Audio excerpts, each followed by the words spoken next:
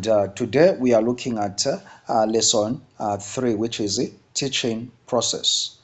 Teaching process. So this is your host, Dr. Tripomen Fumbo. You can WhatsApp me on +260 976 181253 +260 976 181253. This course and program is brought to you by Mukuba College of Education, and we are offering intensive diploma. So you can go to the Mukuba College of Education website, or you can be able to contact us on this number 0976 181253. And this program is done through what is called online learning, which is 100% online learning, meaning everything is done through online. This program is also sponsored, and the scholarship are awarded by Alliance for World Mission. So you can do this course and become one of the winners of some scholarships. There is a difference between in lesson 2 we learned about teaching learning process. Now there is a difference between learning process and also teaching process. So now when we talk about learning process, we are talking about the process on acquiring knowledge and information. Now when we talk about teaching process, we are talking about now the on how the instructor or the teacher can be able to transmit knowledge into his or her learners. So now those are some of the things that are used in doing that. Number one, setting planning. So planning is one of the things that are in teaching process. So you as a teacher or as a instructor, you need to plan your lessons. So setting clear learning objectives and outcomes. So when you have set the clear objectives and outcome, it will impact in the learning process or in your teaching process. So your teaching will be easy because you know what you want to achieve. So conducting needs assessment and analyzing student data. So you conduct the needs assessment. What is it that the students or the learners wants to learn or needs to learn? Selecting and organizing relevant content and materials. So that is where now you go and select what information you have to give to the learners. Then choosing effective teaching methods and strategies.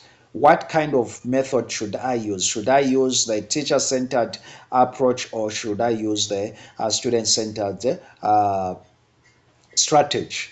Then developing assessment and evaluation.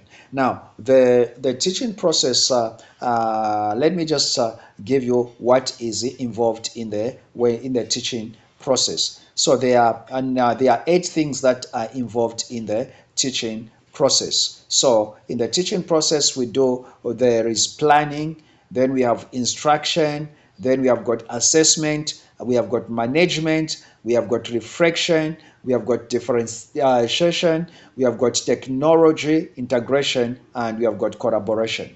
So we have all these things. They will create what is called learning teaching process. So instruction. So when you have the first thing, you have done your planning. Now it is instruction.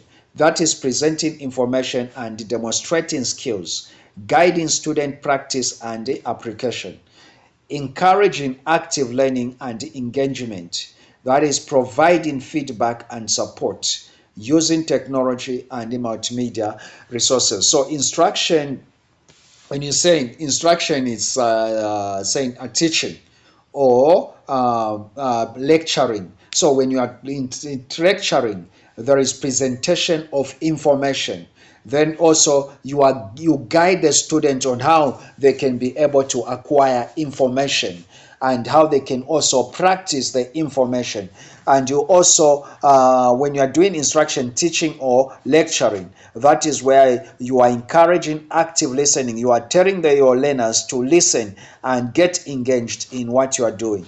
Then you also expect the feedback from the learners, and also that will help you to be motivated and to in your teaching process. Using technology and multimedia.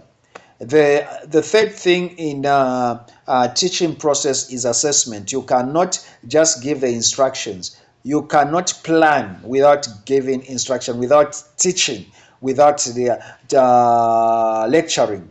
You plan to lecture. Again, you lecture so that you may assess the student's ability, or if a student they have acquired knowledge. So when you teach, you have to assess, that is evaluating student learning and progress using formative, summative, and diagnostic assessment. We will learn this later on. Providing instructive feedback and guidance. So you want to get the feedback. What have your students learned? Have they learned? Because you are teaching so that they may learn. Now, have they learned? Have your objective been acquired? Adjusting instruction and based on a assessment result, using assessment data to inform instruction. So from the assessment, after evaluating the students, you are able to know, okay, let me repeat, let me revise this topic. It's like the student didn't hear. So that is the importance of assessment. The other thing, it is management. So when you, apart from preparation, which is planning, then instruction, which is lecturing or teaching, and also assessing the students, there is also what is called management. That is creating a positive and inclusive learning environment. So you can imagine, as an instructor, you are just offloading information without knowing how that information is being managed. So in management, which is a class management, you do the managing classroom behavior and discipline. That is where now you have to manage the class. If the students, imagine you are teaching, then they are making noise. Are they going to acquire knowledge? Or you are teaching, then there is disturbance. Are they going to acquire knowledge? No. So management is very important. That is organizing resources and also materials. Again, that is where now you have got the teaching aids. You have organized the teaching aids and all those things that are needed, then so that you may be able to teach them. You know when to get the chalk, you know when to get the marker, you know when to refer yourself to go to the books and all that. So communicating with these students, parents, and colleagues, also that is management. If when you're interacting with students, asking them how the best they can get the knowledge, how you can improve your teaching. Then there is managing classroom time and routines. The other thing, it is reflection. Reflection, it is evaluating teaching effectiveness and student learning. Now, there is a difference between assessment and reflection. Assessment is evaluating the students. Now, as reflection, it is evaluating yourself as the teacher. So reflecting on instructional strategies and materials. That is where now you evaluate your learning strategies. Have they helped? Identifying areas for improvement and professional growth. Adjusting teaching practice and based on reflection.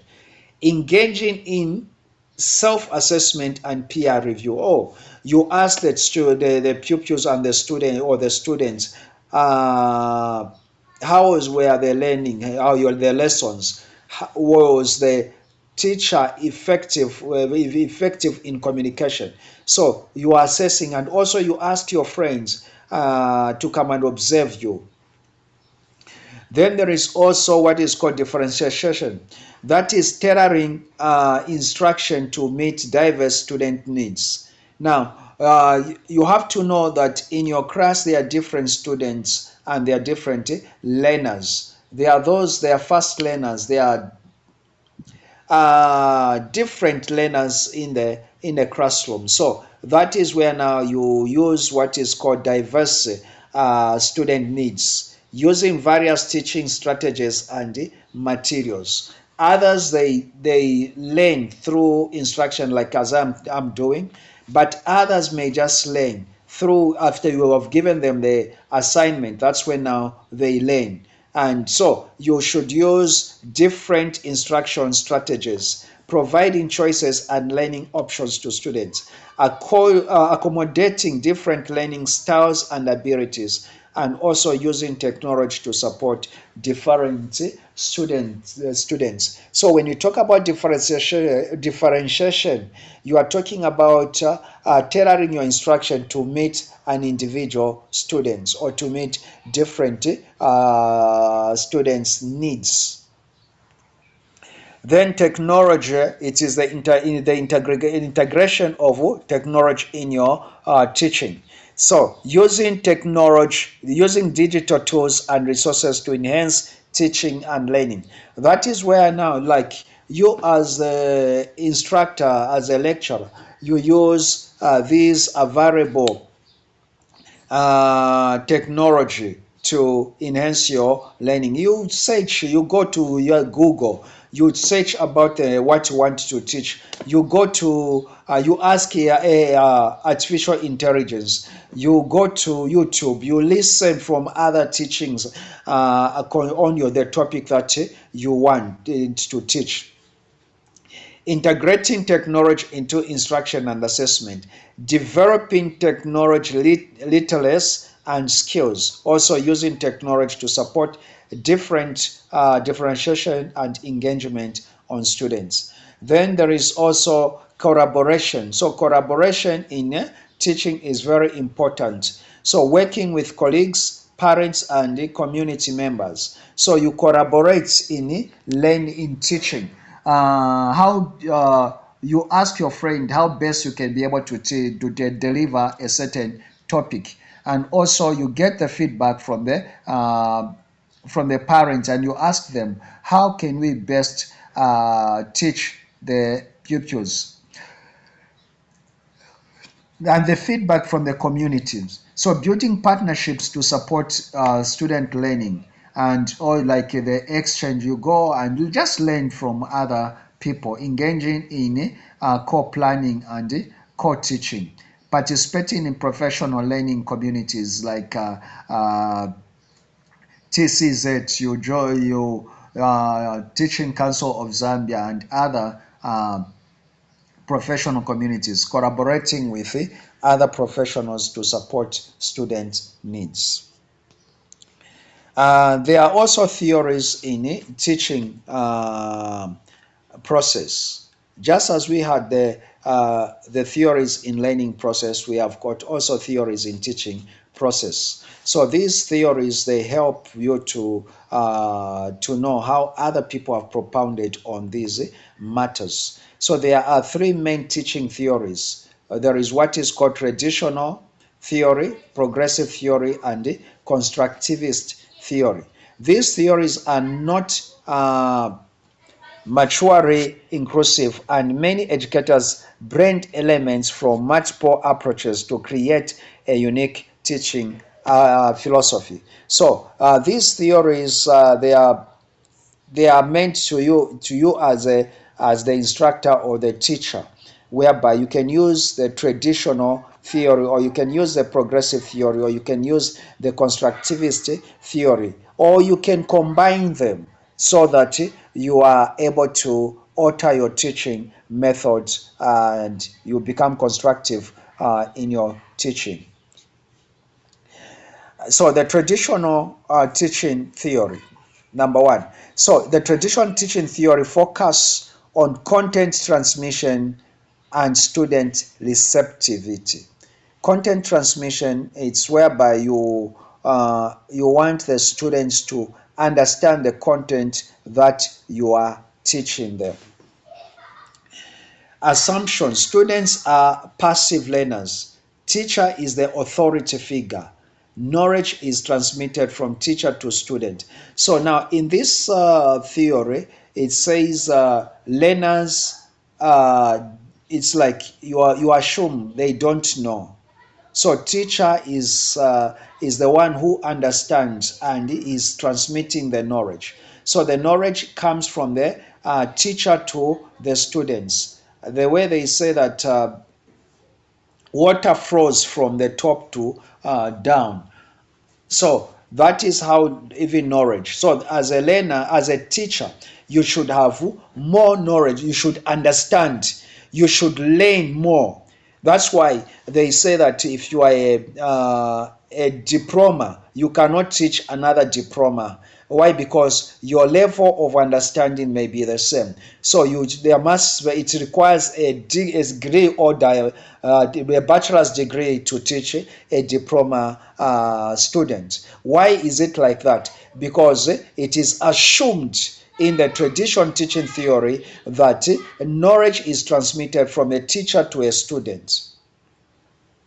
So the method that is used in traditional theory is lecture-based instruction. That is now whereby you as a lecturer, you instruct, you are teaching your learners what they should learn. Then there is emphasis on memorization and recall. You want your learners to memorize and to recall what you have taught them. Then there is standardized testing and evaluation. So the test here and the evaluation are standard. Now, what are the strengths of this theory? It's efficient for large classes. So now, when you are teaching a big class, you just give the instructions and they'll be able to get. Emphasizes basic skills and knowledge. So you want them to, you teach them next time you give them the instruction. You teach them, you expect them to memorize. So that is the better way of learning. So the traditional teaching, it helps when you are, it has got advantage when you are teaching bigger classes, because you remember in a class, in a conditional learning, in a learning where we say that the student has to know that if I don't understand this, I'm going to be punished, and the punishment will come through the exam. What are the weaknesses of traditional teaching theory? The traditional teaching theory has got, it can be rigid and inflexible. So it doesn't allow the understanding, it doesn't allow the students to research or to acquire knowledge by themselves. The teacher wants just the information that he has given the student. That is the information he wants to get the feedback, and he assesses the student from. May not promote critical thinking or creativity. So it doesn't promote critical thinking and creativity in students. So students, they just learn what they have been taught by the instructor or by the teacher. The other one, the other theory is what is called progressive teaching theory. Progressive teaching theory focuses on student-centered learning and social reform. So in this teaching, students, they are assumed as they have got certain understanding on the topic, and you as a teacher, you are just guiding them on how they can be able to get the systematic knowledge, the systematic understanding on that knowledge. I remember there was a time when I was given to teach pastors who have been there in ministry for years. They have been maybe in ministry before I was born. Now, when the theological training was introduced in our church, there was a need of those old pastors to learn some theologies. So I was appointed to be having those workshops with pastors who are already in ministry, and they had no opportunity to go into the Bible school or theological training. Now, you can imagine you are teaching such people who have got experience. So in such cases, you use what is called student-centered approach, whereby I knew what I was supposed to do was to they have the information. Now that information they have is not systematic. They know everything about theology, but they have known it in different in samples. So I need to bring the knowledge together so that they know when we talk about the theories, they know what they believe. You may find that they have different beliefs, and when you come to debate with they are debating refusing what they believe, and they also believing what they don't believe. So those are the challenges. So the assumption in this teaching is that students are active learners. Teacher is a facilitator or guider. Learning is a social and collaborative process. So in that, I had to let them know that the information, me, I'm just there to guide them to learn, to understand. So the method of learning is a project-based learning. So I will give assignments and emphasizes on critical thinking and problem solving, student-led discussions and debates. So you'd find that this is the method that we are using, and that is the method I usually use. So I want to believe that the students, they have got certain understanding, and my duty as a lecturer is to guide the students. Now, the strength of this kind of teaching method or teaching theory is that it encourages critical thinking and creativity. It encourages the students to research. It fosters social skills and collaboration. So by letting the students research and also guiding them where to what to learn, it helps the students to be practical. And the disadvantage about this learning is that it can be time consuming and resource intensive.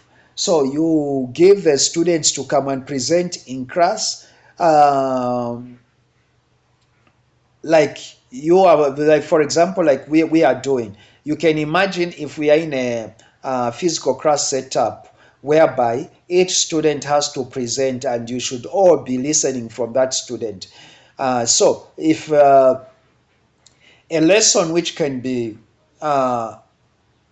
taught through the traditional method, whereby the lecturer presents the lesson in 1 hour and give the assessment, or in this progressive teaching, which is the student-centered approach. Traditional centered, the difference is that traditional theory, it is a teacher-centered approach, and progressive theory, it is a learner-centered approach. Now, I'm saying that in the learner-centered approach, whereby now you give the assignment and each student has to present the lesson, has to present what they have researched, and you have got maybe, let's say, 30 students, and you have given them maybe 5 minutes each to present what they have researched. So 5 times 30, that is 150 minutes, which is 2 hours 30 minutes. You can imagine. So that will be time consuming. But in the tradition, the lecturer will just present it maybe in 1 hour and assess the student. It may not provide enough structure or guidance. Then there is the third, which is constructivist teaching theory. This theory focuses on student-centered learning and knowledge construction also. It is also a student learning approach. Yeah. Assumption: students construct their own knowledge and understanding. Teacher is a facilitator or coach. Learning is an active and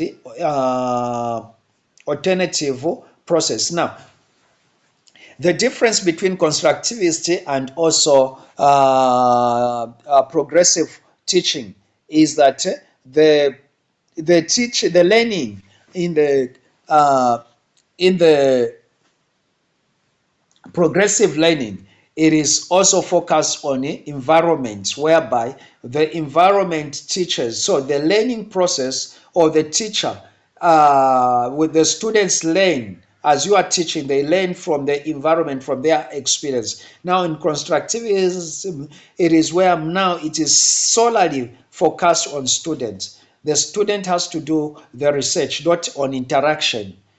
So that one, it is more interactive, whereby students are interacting with other students for them to learn.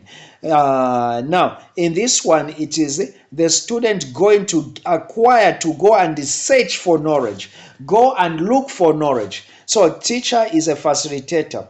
Learning is an active and iterative. Methods: inquiry based. So students go to inquire knowledge. Emphasizes on exploratory and discovery. So students go and discover their information. Student reflection and self-assessment. So the student themselves,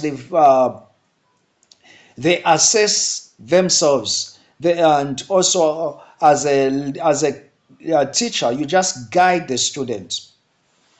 Strengths. So the strength is that it encourages deep understanding and critical thinking. If one goes to find knowledge, it is not going to leave them. They are going to know it, they are not going to forget. Unlike whereby the teacher has given the instructions, then they can forget. So it fosters autonomy and self-directed learning. So the student owns the knowledge as his own property because he acquired it, he went to fetch for it.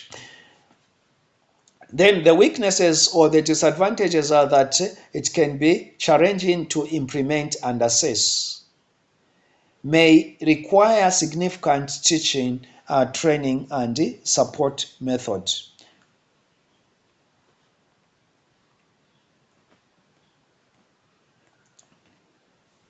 So now let's talk about assessment. Now, when we talk about assessment, assessment and feedback are essential components in teaching. So in the process of teaching, assessment is very important. So they help you measure the student's learning.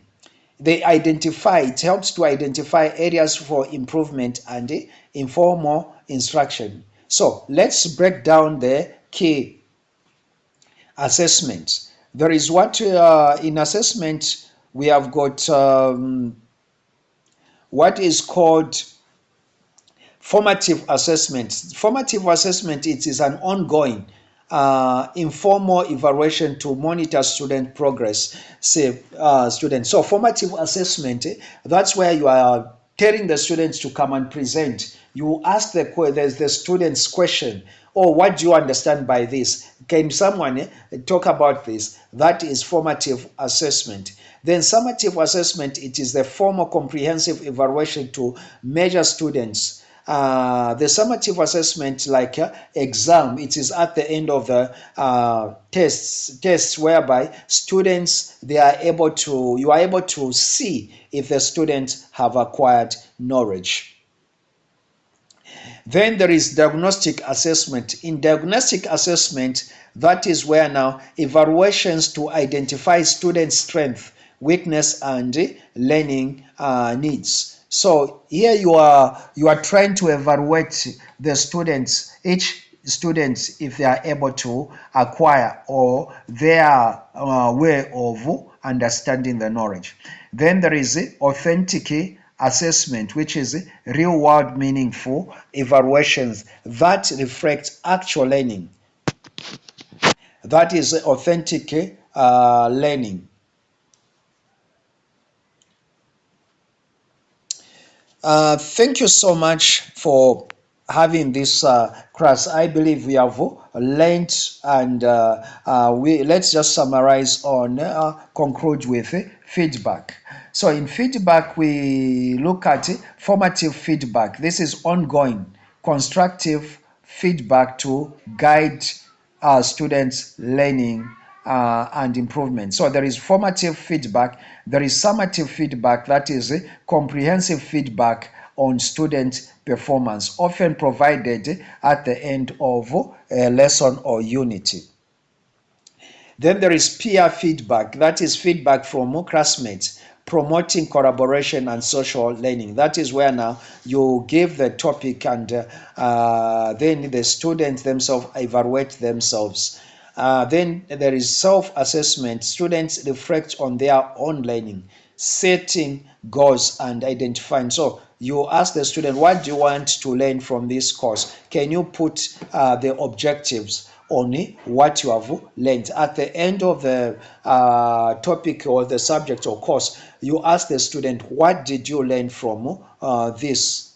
That is assessment. Then there is the effective feedback strategies, specificity, which is clear, detailed feedback on specific aspects of performance. So you have to, what exactly do you want to get from the student? Then there is timeliness, feedback provided promptly or while the learning experience is fresh. So there is a learning where there is the feedback whereby you get the feedback at the end of the training, or you see the performance of the students by the student demonstrating. Now there is also timelessness, which is the feedback which is provided every time. What did you learn today? You ask the student, what have you learned? Then there is actionability, feedback that guides students towards improvement. So you ask the student, how are you going to improve your results? For example, if the student gets bad result, you ask, so what do you intend to do about it? You getting the better result? Or how best you think you can be able to understand? So that is our actionability feedback. Then there is respect feedback, feedback delivered in a supportive, non-judgmental manner. That is where now you ask the student, maybe you ask them, how best can we be able to work together on this? So you are, or you just say, you are doing very well, you are doing well. So how best do you think you can improve so that you do much better? So by implementing a balanced assessment and feedback approach, educators, you as a teacher, as a lecturer, as an instructor, it can enhance students' learning and achievement. It can also inform instruction and adjust teaching strategies. It can foster a growth mindset and self-directed learning. And also it can develop critical thinking, problem solving, and communication skills. Thanks. We have had a long class. Thank you and God bless you. I want you to write the assignment that we are going to I'm going to post. This program was brought to you by Bukuba College of Education, and you can be able to enroll with Bukuba College of Education. We have got different courses. We have got primary school, primary teaching, we have got secondary teaching, and also we have got teaching methodology. Thank you and God bless you.